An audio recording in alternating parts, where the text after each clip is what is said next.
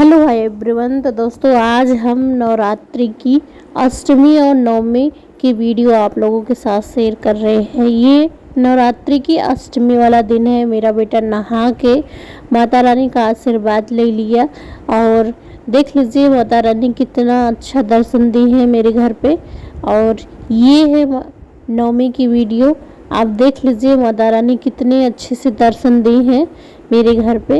कहते हैं कि अगर जो भी आप जौ उगाते हैं आपके गमले में या फिर जिस जगह पे अच्छे से उग जाता है तो बहुत अच्छे शुभ माना जाता है। हम यहाँ पे मॉर्निंग में 2:30 बजे उठ करके सारा बना लिए थे। पूरी बनाए थे, खीर बनाए थे, हलवा बनाए थे, सब्जी बनाए थे, छोला बनाए थे, चने बनाए थे।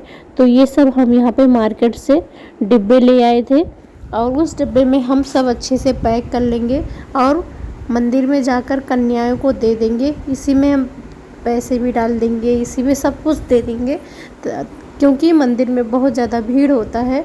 तो दोस्तों ऐसे नहीं दे पाते हैं क्योंकि हम उस मंदिर में हर साल जाते हैं, माँ चंडिका देवी मंदिर। तो ये देख लीजिए हम माता रानी के भी भोग लगा देंगे, प्रसाद दे देंगे क्योंकि आज नवमी है। नवमी के दिन हम लोग कन्या को भी खिलाते हैं और माता रानी को भी प्रसाद के रूप में पूरी सब्जी खीर जो भी बनाते हैं दे देते हैं।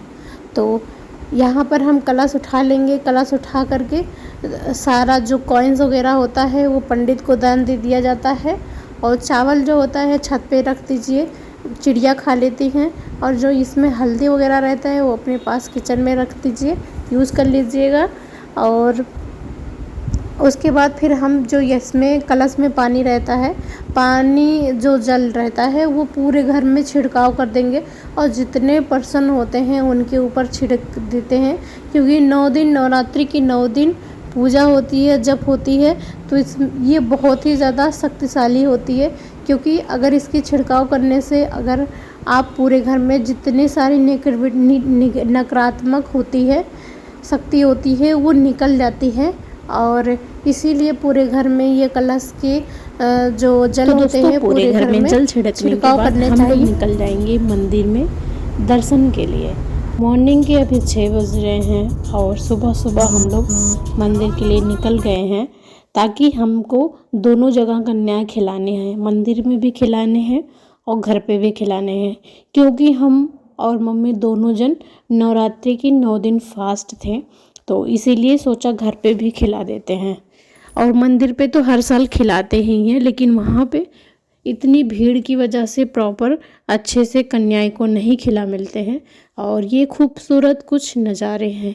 हम जिस मंदिर में जा रहे हैं वो माँ चंडिका देवी की मंदिर है जो कि बक्सी तालाब में, लखनऊ के बक्सी तालाब में स्थित है। और यह बहुत ही प्रसिद्ध मंदिर है और बहुत साल पुराना ऐतिहासिक मंदिर है। यहाँ पर हम जा रहे हैं, मम्मी जा रही हैं, मेरा छोटा बेटा जा रहा है, मेरा बड़ा बेटा जा रहा है, मेरा भाई जा रहा है और मेरे हस्बैंड जा रहे हैं।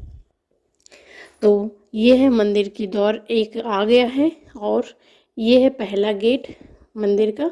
उसके बाद अब हम मंदिर पहुँचने वाले हैं।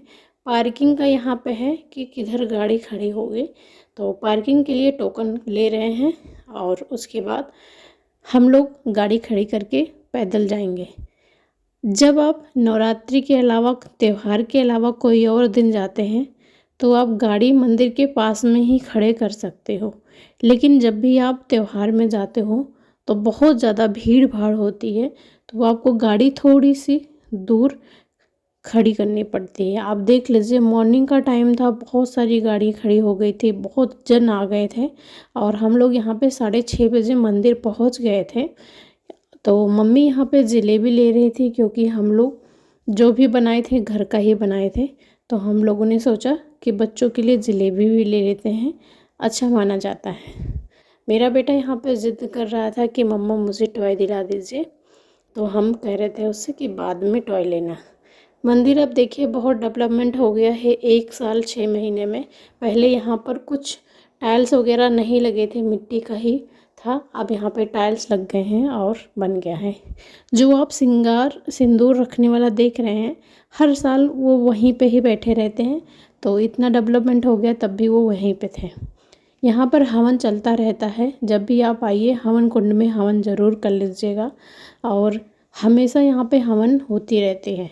तो हम लोग यहाँ पे सभी लोग हवन करके और कलावा बधवा लिए थे। मेरा छोटा बेटा भी बधवा लिया था और उसके बाद फिर मम्मी यहाँ पर बच्चों को टिफ़िन बॉक्स जो लेकर के आए थे वो दे रहे थे।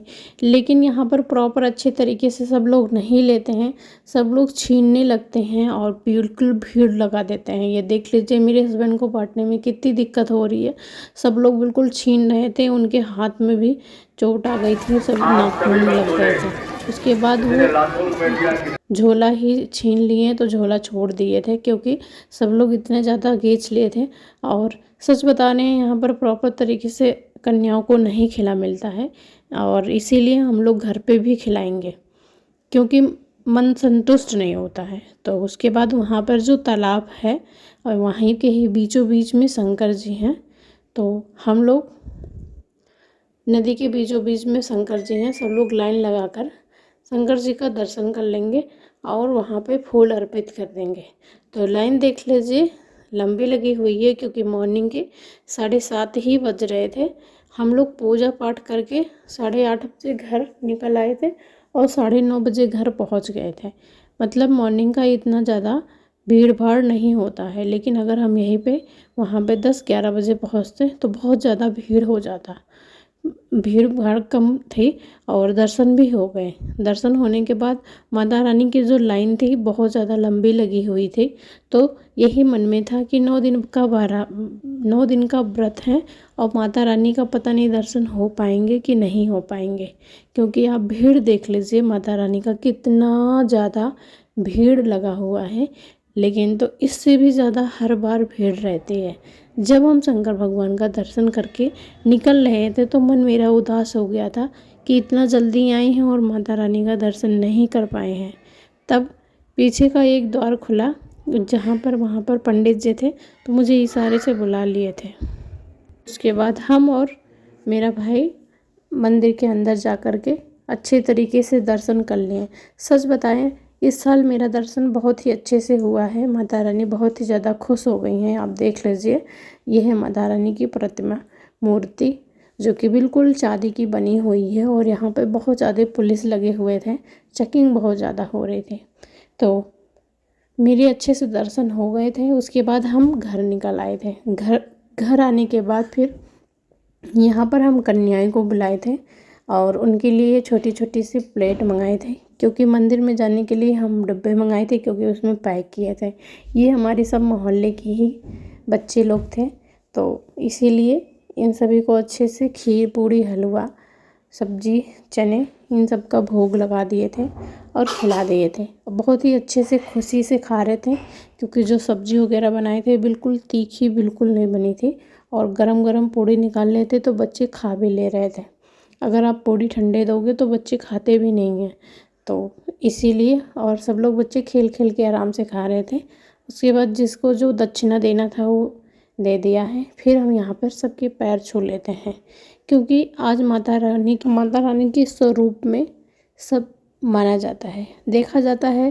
तो हर दिन जो छोटी छोटी कन्याएं रहती हैं माता रानी के स्वरूप ही होते हैं। तो हम यहाँ पर अच्छे से पैर छू लेंगे, आशीर्वाद ले लेंगे और जो बचा हुआ है इन लोगों की थाली से निकाल दिया जाता है थोड़ा थोड़ा खाना प्रसाद। तो उसको हम लोगों को व्रत उसी से तोड़ना रहता है। जो भी 9 दिन के व्रत रहते हैं कन्या को खिलाने के बाद, हमारा यहाँ कन्या को अच्छे से खिला दिए, सारे हो गए। तो अब हम शाम का टाइम आ गया है। उसके बाद हम ये कलश अपना छत पे रख देंगे और ये कलश पूरा सहित पूरे घर में घुमा देंगे। ये देख लीजिए कितने अच्छे से निकले हुए हैं जो। और आप भी किस तरीके से करते हो आप ज़रूर कमेंट बॉक्स में बताइएगा कि आप ये कलश का क्या करते हो। तो आई होप आपको मेरी ये वीडियो अच्छी लगी हो। अगर आपको मेरी ये वीडियो अच्छी लगी हो तो मेक श्योर वीडियो को लाइक करिएगा, चैनल को सब्सक्राइब करिएगा। मिलते हैं नेक्स्ट वीडियो।